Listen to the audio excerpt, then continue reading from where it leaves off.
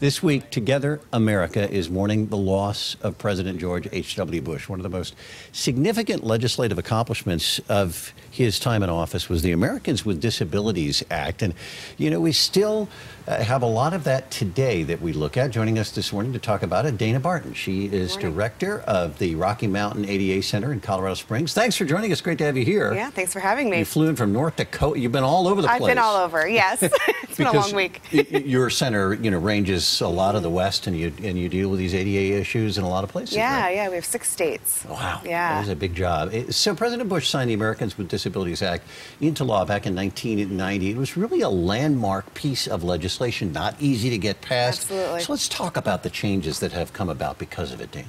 Well, really, the law allows for equal access for individuals with disabilities in things like employment, access to public places, access to state and local government programs, and really this was the first comprehensive civil rights law that allowed for that. And it has put people with disabilities back in mainstream society. That's the big accomplishment. Yeah, here, absolutely. Right? Yeah, that was the #1 goal, is to make sure that individuals with disabilities were integrated into mainstream society. And because we forget those days in some sense when a lot of times it would be this society over here, that society over there, and that's been a big improvement for people, hasn't it? Yeah, absolutely. The ADA really opened the doors for individuals with disabilities to have opportunities to have employment, for effective communication, to be able to go to the movie theater and watch a movie, things that they weren't able to do, but able-bodied people are able to do every day. And the great thing about it is it brings us all together, and all of us now benefit from the fact that we have people with disabilities around us who we understand.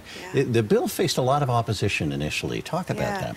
Well, I think a lot of individuals thought that maybe it would be quite costly to make some of these adjustments that were required under the ADA.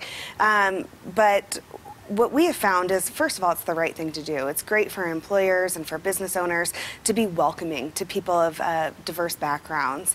And actually, what we find is it's not as costly as some people think. So the #1 accommodation asked for in employment is actually just a change to the schedule. That's basically free.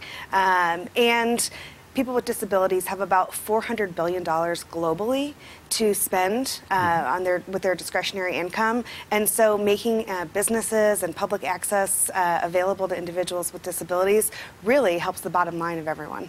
All right, Dana, thank you very much. The American with Disabilities Act, one of the legacies of President George Herbert Walker Bush.